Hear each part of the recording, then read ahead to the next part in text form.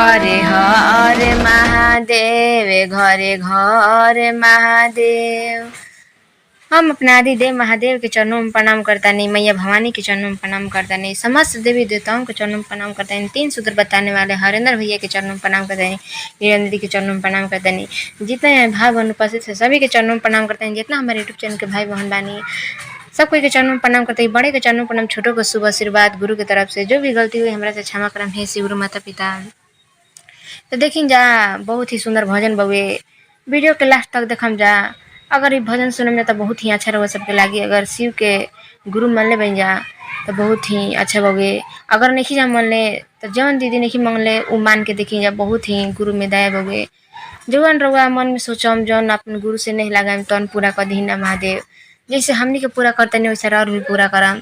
तो देखिए यहाँ भजन स्टार्ट करते नहीं, जौन भी गलती हुई क्षमा कर। अरे चारों दिशा हमें तीनों लोक में मच गईले हाला भोला होवे ना। अरे चारों दिशा हमें तीनों लोक में मच गईले हाला गुरु होवे ना। आए है भोला होवे ना, उहो सब कर डमरुआला भोला हवे ना। ऊ तो सब कर डमरुआला भोला हवे ना। और देखिए दीदी का कहले बाड़ी, देश से विदेश गावे गावे होखे लागल चारा चा, होखे लागल चारा चा, सुनाए लागल भजनिया।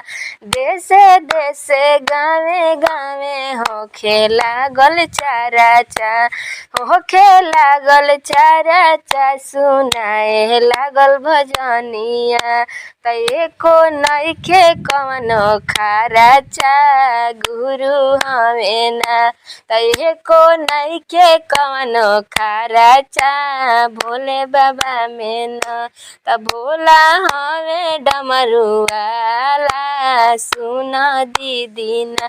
त गुरु हवे डमरुआला सुन भैया। कहले वालो किसी गुरु महादेव के दुनिया जहान जानेला। जहाँ भी रउआ चल जाई अगर कंगन देख ली हाथ में तो सब कोई पहचान जाए कि शिव के गुरु मानले बानी। तो अगर गुरु पर विश्वास करम तो रउआ के नाई पार हो जाई या बीड़ा पार हो जाई।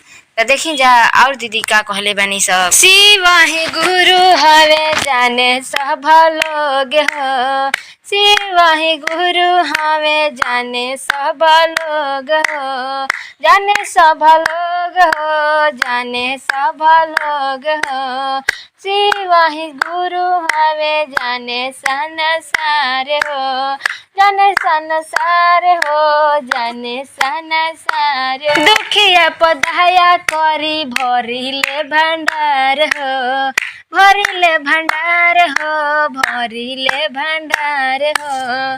दुखिया पदाया करी भरिले भंडार हो, दुखिया पदाया करी भरिले भंडार हो। गुरु हवे बड़ी दानी सुन हो दीदी ना।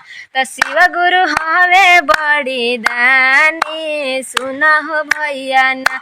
त ऊ तो हवे सब कर डमरुआला सुन हो भैया ना।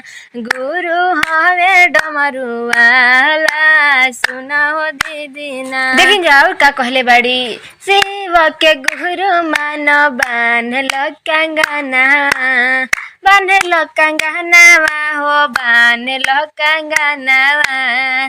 शिव के गुरु मान बान्हल कंगनावा, पहिला में दया मांग दूसरा में चारा चा, पहिला में दया हो दूसरा में चारा चा।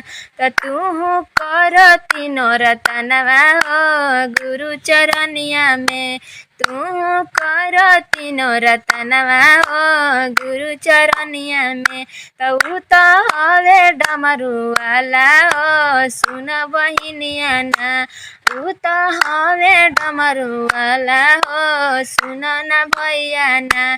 त सब करे हवे शिव गुरु सुन बहिनिया ना। हाँ तो दीदी ये जैसे हम वीडियो को बंद करते नहीं, अगर अच्छा लागल हो तो चैनल के सब्सक्राइब कर लेम जा, ना के होखम जा। तो आ वीडियो के लाइक करम जा, कमेंट जरूर करम जा प्यारा प्यारा सा। अभी हम गावत तनी धीरे धीरे और सबके प्यार दुलार मिले लगी तो सब अच्छा हो जाई। तो हम इसे नमस्कार करते नहीं, जो भी गलती हुई क्षमा।